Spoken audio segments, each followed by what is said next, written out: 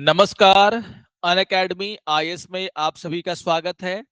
और daily current affairs के आज के इस सेशन में हम डिस्कस करने वाले हैं एक इंपॉर्टेंट अपडेट के ऊपर। आपने देखा होगा कि एक दो दिन पहले जो है इसको लेकर के एक न्यूज आया कि चाइना ने जो है अपने देश में जो टोटल फर्टिलिटी रेट जिस तरीके से उनकी घट रही है उसको थामने के लिए, मतलब उसको रोकने के लिए जो है कुछ अनाउंसमेंट की हैं। और उनमें से एक अनाउंसमेंट है कि वहां पर जो है आप देखोगे जो पेरेंट हैं उनको जो है चाइल्ड सब्सिडी जो है देने की बात वो कर रहा है।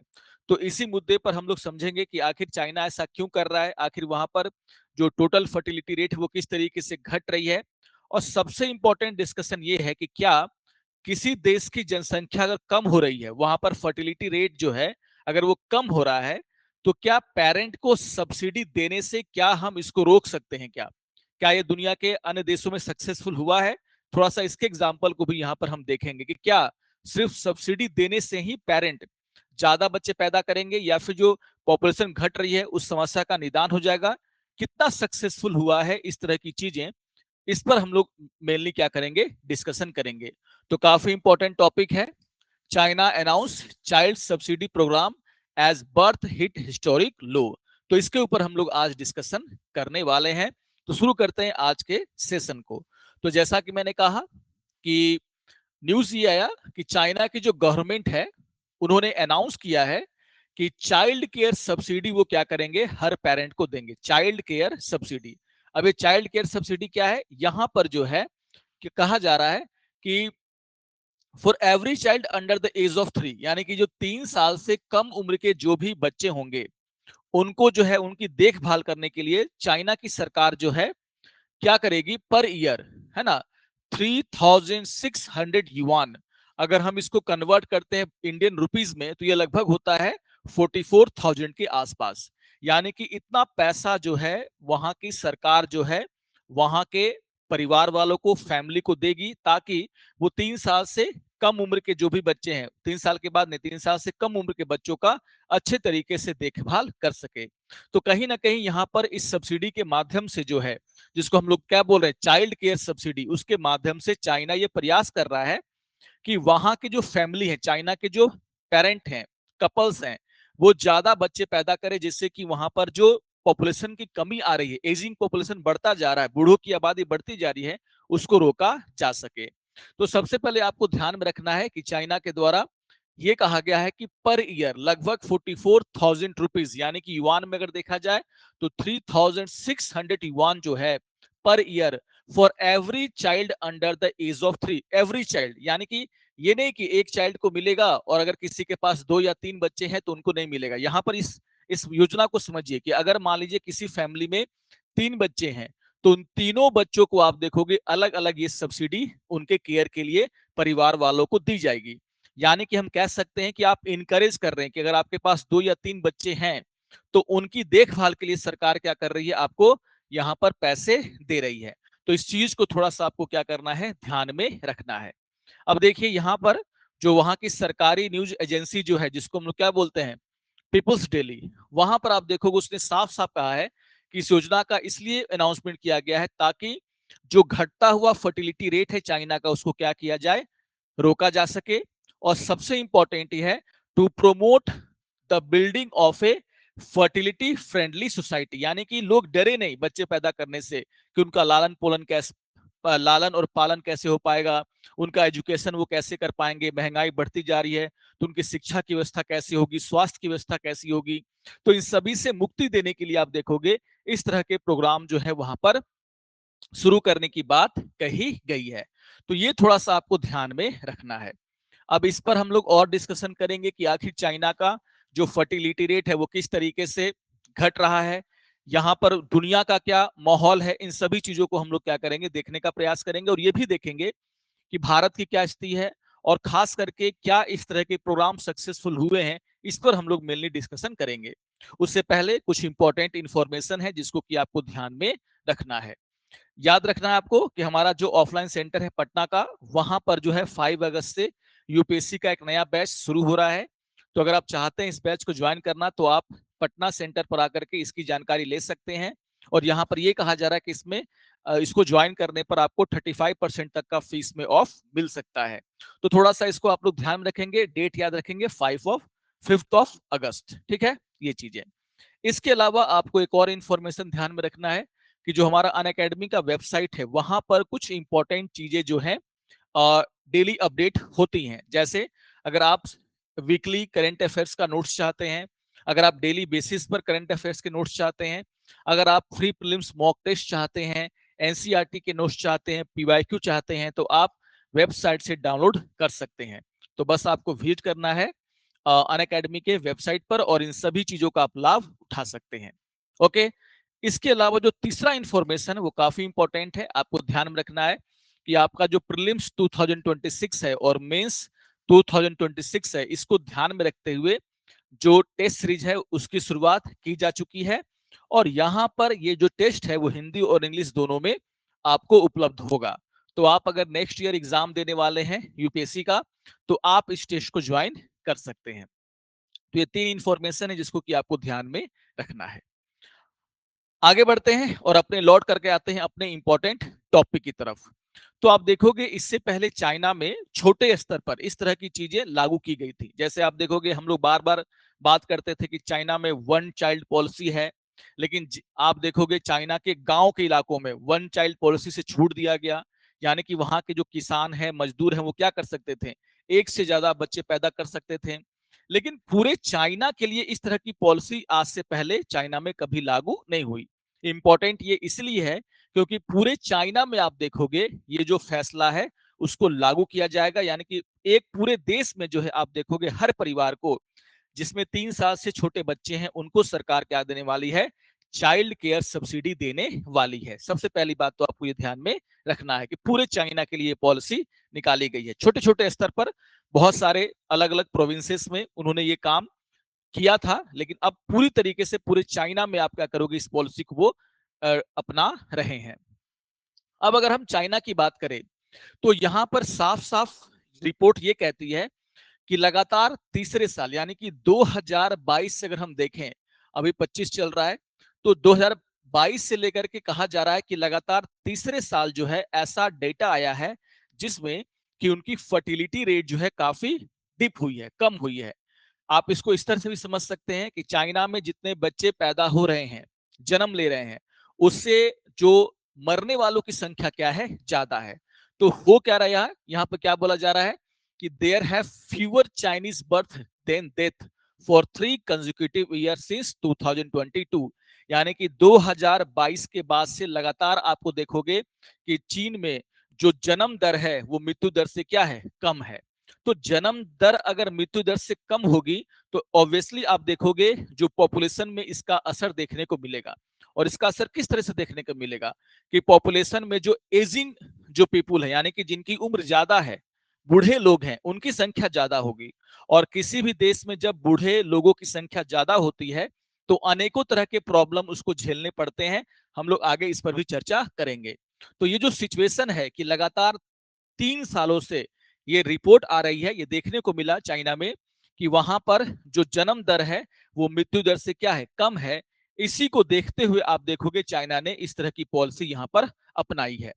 ठीक है, तो ये बात आपको ध्यान में रखना है। और सिर्फ चाइना ही नहीं, अगर हम देखें तो पूरी दुनिया में अगर आप देखोगे तो अधिकांश जो देश हैं वहां पर जो टोटल फर्टिलिटी रेट है उनका टीएफआर है ना, आप देखोगे उसमें कमी होती हुई दिख रही है। तो ये एक बहुत ही गंभीर बात है क्योंकि बहुत लोगों का ये मानना है, एलन मस्क का आपने नाम सुना होगा, उन्होंने भी ये कहा था कि जो घटती हुई जनसंख्या है वो जो है क्लाइमेट चेंज से ज्यादा खतरनाक है। इसको डील करना ज्यादा इंपॉर्टेंट है क्योंकि ये पूरे के पूरे पॉपुलेशन को ही क्या कर रहा है, एक तरीके से धीरे धीरे धीरे धीरे कम कर रहा है। तो यहां पर आप देखोगे एक बहुत बड़ी समस्या बन करके कुछ देशों में ये आया है कि वहां की जो जन्म दर है वो मृत्यु दर से क्या है, काफी कम होती जा रही है। तो जैसे मैंने कहा कि पूरी दुनिया की ये समस्या है। और यहां पर जैसे कहा, क्या कहा जा रहा है, साउथ कोरिया की अगर हम बात करें, हम जापान की बात करें, तो आप देखोगे कि साउथ कोरिया जापान जो चाइना के क्या है, पड़ोसी हैं, वहां पर भी इसी तरह की आपको समस्या देखने को मिल रही है। वहां पर भी जो एजिंग पॉपुलेशन है, बूढ़ी होती हुई आबादी है, वो ज्यादा तेजी से बढ़ रही है, क्योंकि उनका भी जो टोटल फर्टिलिटी रेट है वो काफी समय से धीरे धीरे क्या हो रहा है और कम होता चला जा रहा है। तो अगर पॉपुलेशन में युवा आबादी नहीं रहेगी, एजिंग पॉपुलेशन ज्यादा होगा, तो इससे उस देश की इकोनॉमी पर भी क्या कर पड़ता है, बुरा असर पड़ता है। सीधी सीधी बात आपको ध्यान में रखनी है।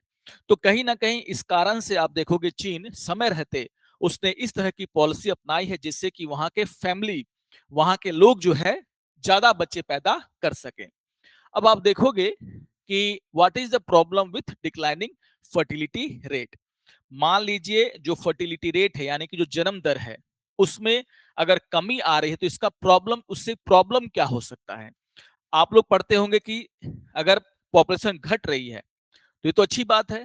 पॉपुलेशन का अगर वृद्धि दर थोड़ा सा कम है तो ये तो अच्छी बात है। और सही बात भी है कि अगर मान लीजिए फर्टिलिटी रेट थोड़ा सा, ऐसे देश जहां पर काफी तेजी से जनसंख्या बढ़ रही है, संसाधनों पर काफी दबाव है, वहां पर अगर फर्टिलिटी रेट थोड़ा सा कम हो, तो चलो ये समझ में भी आता है कि उस देश को कुछ हद तक फायदा होगा। लेकिन लॉन्ग टर्म में अगर आप देखोगे, अगर फर्टिलिटी रेट हमें काफी दिनों तक, काफी वर्षों तक कम रहे, तो फिर इसका नुकसान भी उस देश को झेलना पड़ता है। जैसे यहां पर अगर हम डेटा की बात करें कि क्या सही में पूरी दुनिया में जो फर्टिलिटी रेट है वो कम हो रही है, तो आप एक संस्था है जिसको हम लोग बोलते हैं global burden of disease, injuries and risk factor, उनका जो स्टडी था 2021 में, उसमें साफ साफ कहा गया कि अगर ग्लोबली देखा जाए, पूरी दुनिया में देखा जाए, तो जो टीएफआर है, यानी कि टोटल फर्टिलिटी रेट है ना, वो अगर आप देखोगे तो 1950 में जो है वो 5 हुआ करता था, 5 हुआ करता था। और आज जो है 2021 आते आते ये कितना हो गया है, 2.2, यानी कि आधे से ज्यादा की क्या आई है, इसमें कमी आई है। तो पूरी दुनिया में आप देखोगे जो जन्म दर है वो क्या हो रहा है, घट रहा है। जो टोटल फर्टिलिटी रेट है वो क्या है, घटा है, अगर हम ग्लोबली देखें तो सबसे पहली बात तो इस आउटकम को आपको ध्यान में रखना है, जो ये साफ साफ बता रहा है कि 1950 के मुकाबले 2021 आते आते पूरी दुनिया की जो टोटल फर्टिलिटी रेट है वो 5 से घट करके 2.2 के आसपास रह गई है। ठीक है। अब इसका कारण क्या है, रीजन क्या है, आप बोलोगे ऑब्वियसली एजुकेशन, है ना, या फिर क्या है, बेटर एजुकेशन। तो अगर हम कारणों की बात करें कि आखिर क्यों इंडिया सहित पूरी दुनिया में टोटल फर्टिलिटी रेट घट रही है, तो उसका सबसे बड़ा कारण क्या है, एजुकेशन। एजुकेशन है। दूसरा यहां पर क्या कारण है, financial independence for more women. जो आजकल की महिलाएं हैं वो फाइनेंशियली क्या है, इंडिपेंडेंस हो चुकी हैं। ज्यादा से ज्यादा महिलाएं जो हैं आर्थिक तौर पर अपने ऊपर क्या है, डिपेंड है, दूसरे के ऊपर डिपेंड नहीं रह गई हैं। इस कारण से अब वो डिसाइड कर सकती हैं कि उन्हें कितने बच्चे पैदा करने हैं, जन्म देने हैं।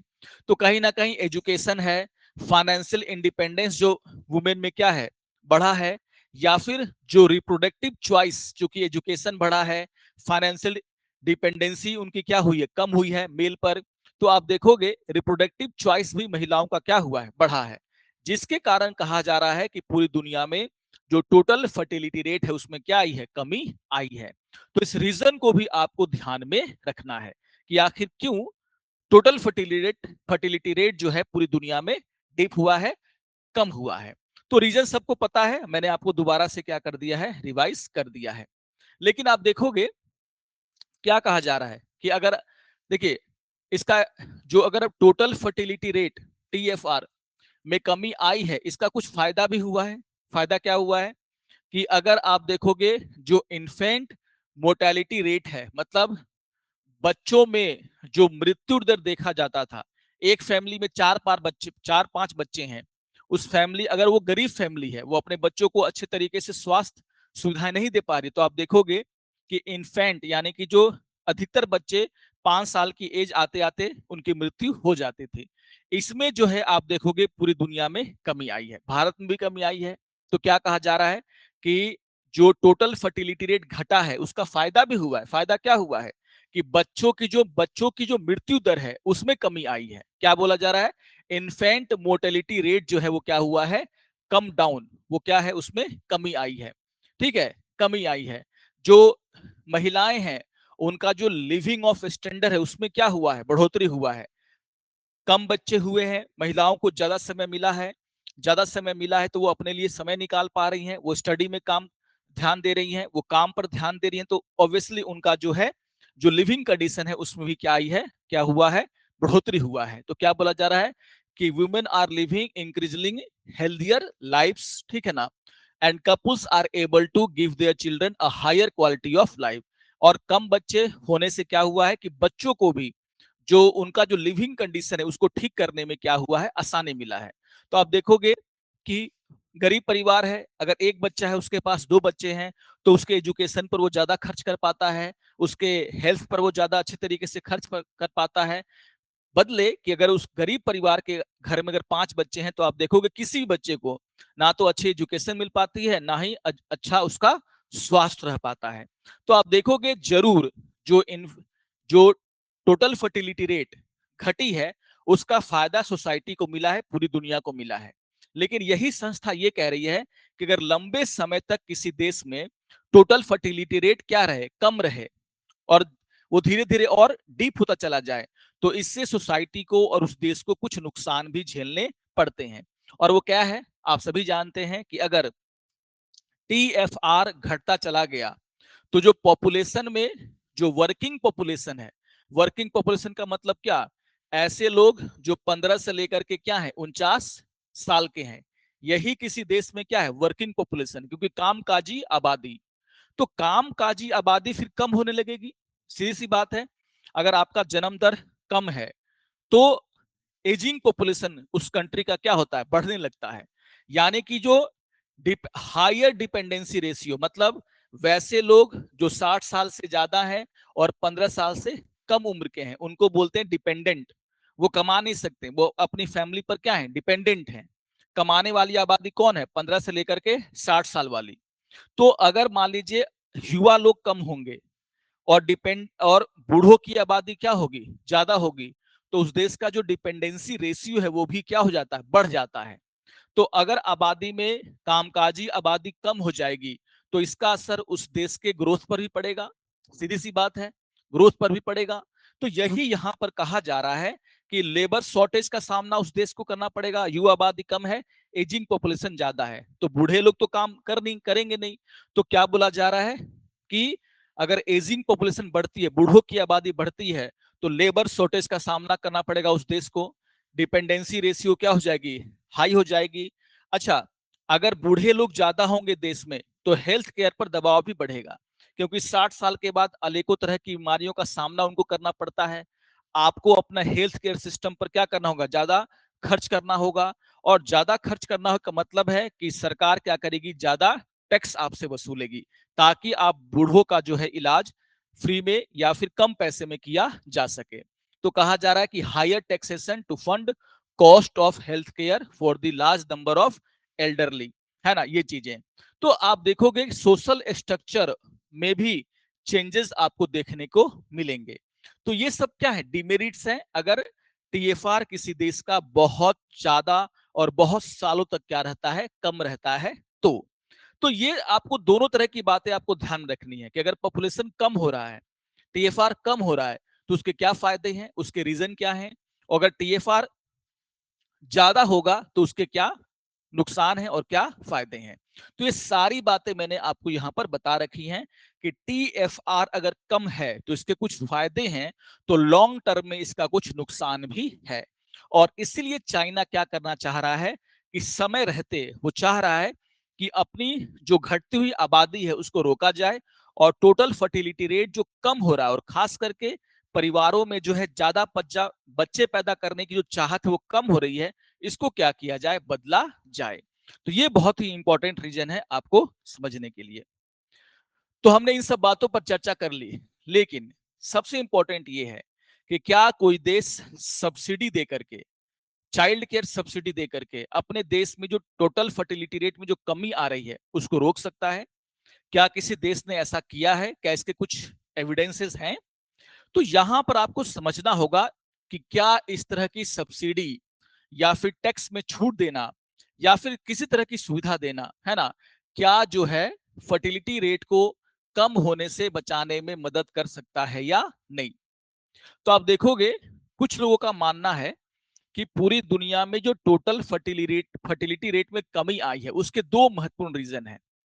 पहला रीजन क्या है?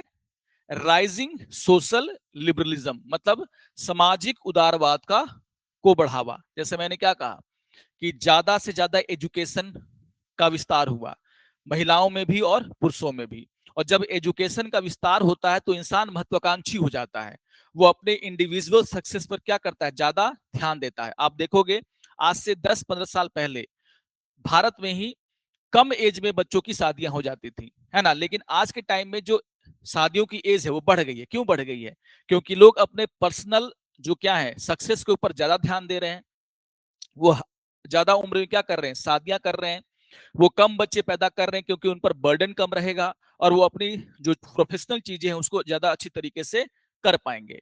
तो ये जो सोशल लिबरलिज्म, सामाजिक उदारवाद जो पूरी दुनिया में बढ़ा, ये एक बहुत बड़ा कारण है कि परिवारों में अब कम बच्चा पैदा करने का ट्रेंड जो है चल पड़ा है।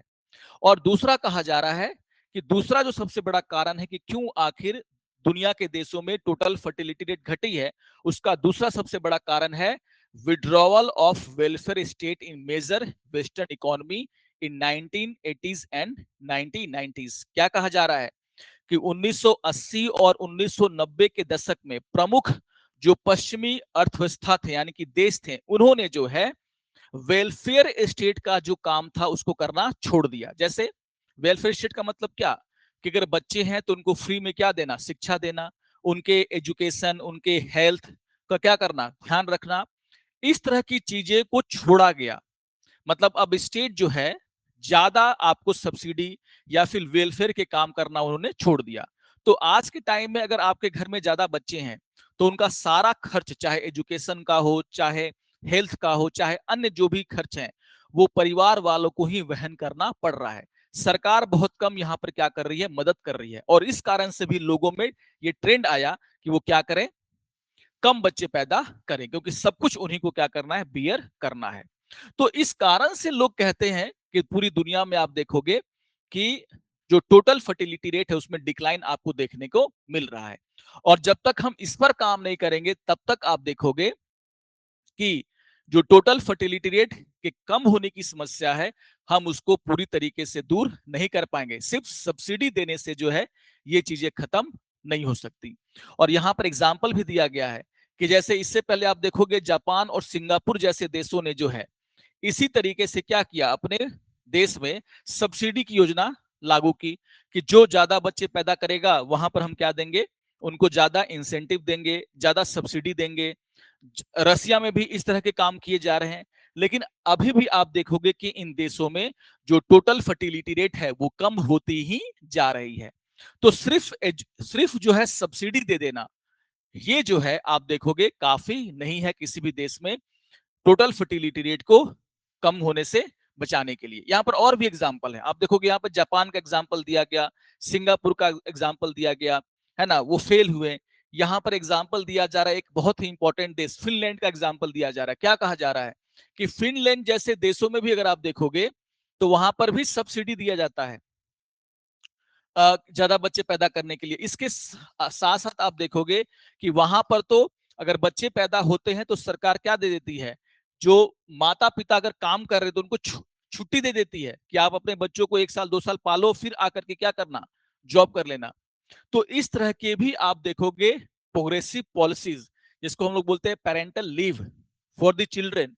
तब बच्चा पैदा हुआ तो माँ बाप दोनों को क्या कर देना, कुछ समय के लिए छुट्टी पर भेज देना ताकि वो अपने बच्चे का क्या कर सकेंगे, केयर कर सकेंगे। इस तरह की पॉलिसी भी फिनलैंड जैसे देशों ने क्या किया है ना, लागू किया। लेकिन आप देखोगे कि वहां पर भी अभी भी जो है आप देखोगे जो टोटल फर्टिलिटी रेट है वो लो बना हुआ है।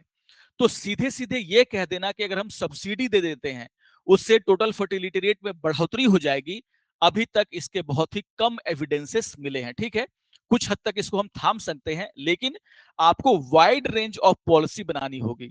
जैसे मैंने कहा कि आपको ये समझाना होगा लोगों को, परिवारों को, कि अगर आप बच्चे पैदा कर रहे हैं, बच्चों को जन्म दे रहे हैं, तो आप सोसाइटी के लिए कुछ कर रहे हैं, है ना, ये आपकी जिम्मेदारी है एक तरीके से। तो इस तरह की भावना में जो कमी आई है वो भावना हमें क्या करनी होगी, थोड़ी बहुत बदलनी होगी।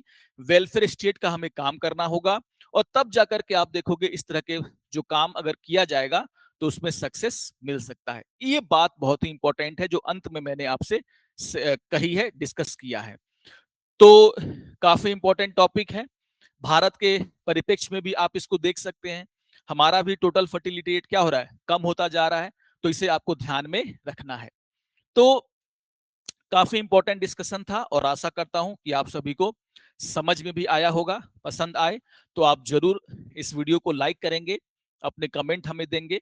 तो मिलते हैं ऐसे ही इंपॉर्टेंट टॉपिक पर डिटेल डिस्कशन के साथ। तब तक के लिए नमस्कार और धन्यवाद।